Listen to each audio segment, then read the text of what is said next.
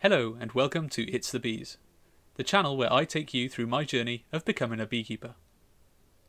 In the last episode, I described how I got a hive of bees into my back garden using slightly unusual methods.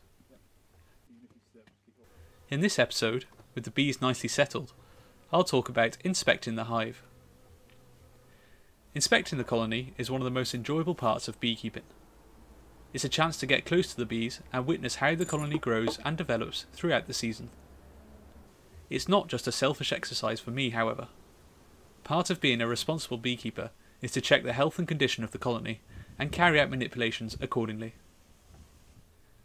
Between about April and July, bees have a tendency to swarm. Swarming is how a colony naturally reproduces. The queen takes half the bees from her colony to find a new home, and she leaves behind a new queen to rule the remaining bees in the old hive. The swarm I captured in the previous episode was a result of this process. There are signs within the hive that a colony is about to swarm, mainly the evidence of a new queen being created. A beekeeper must inspect the hive every 7 days between April and July to take swarm prevention measures if they don't want half the colony to fly away. Before inspecting the hive, I need to light a smoker. This tool creates smoke which induces a natural reaction in the bees that keeps them calm. The smoker comprises a chamber where flammable material is burned, a bellows for blowing oxygen into the chamber, and a funnel where the smoke exits. Lighting the smoker can be a bit of an art, especially on windy days. I use cardboard as my fuel, but other fuels can be used such as wood shavings and dedicated smoker fuels.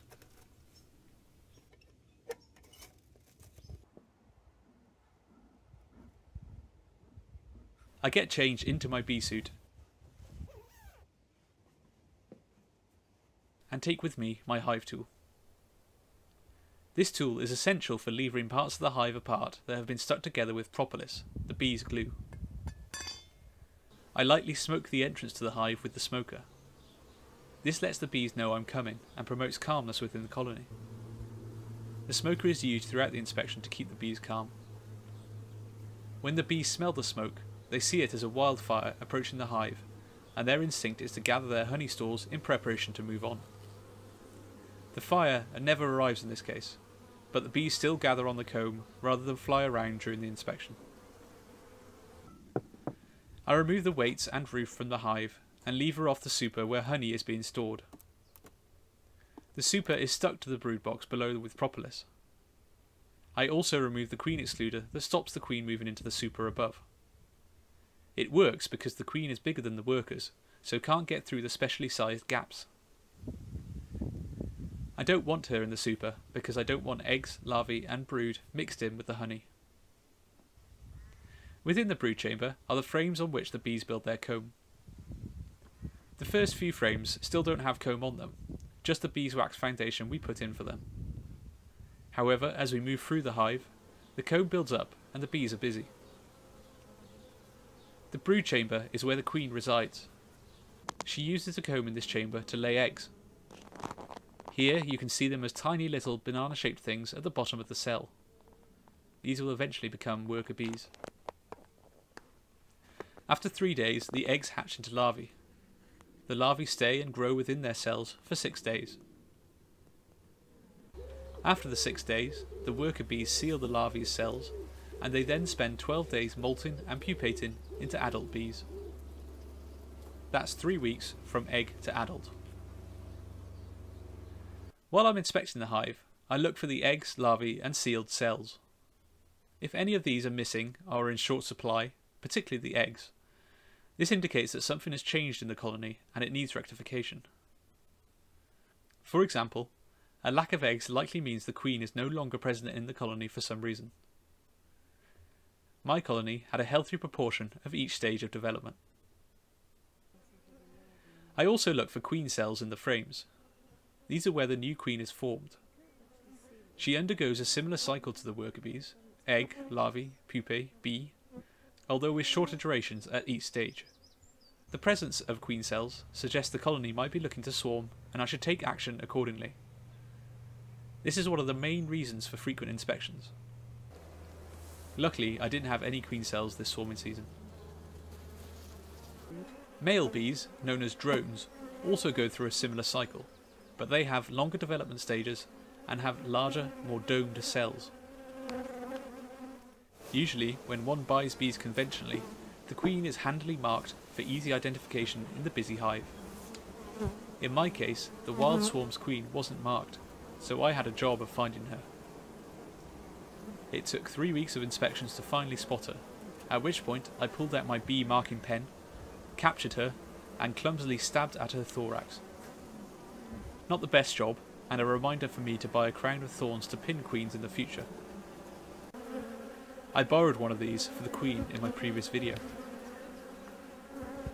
Annoyingly, in my excitement of finding and marking the queen, I forgot to press record on the camera. But here she is, marked and being attended to by her court. Nectar and honey is another feature of interest in the colony. These form the stores for the colony, and the bees build up their stores to feed on over winter. Nectar from flowers is turned into honey by reducing moisture content gradually. Once the honey is ready, it is capped over until needed. These white cells all contain honey. The honey makes the frame heavy. This frame, for instance, can hold around 6 pounds or 3 kilograms of honey.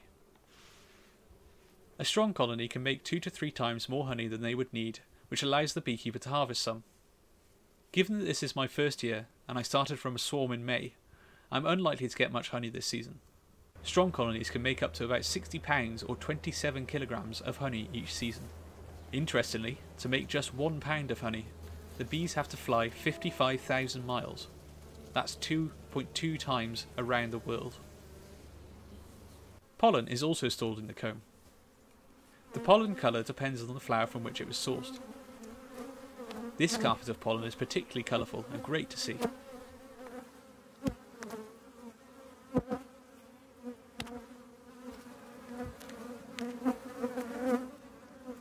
Pollen is a source of protein for the bees, and they collect it using pollen sacs on their rear legs.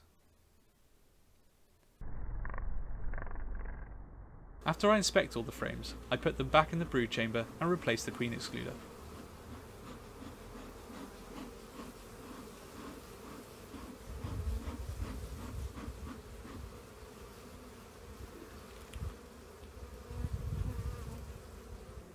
I replace the super and check it for stores.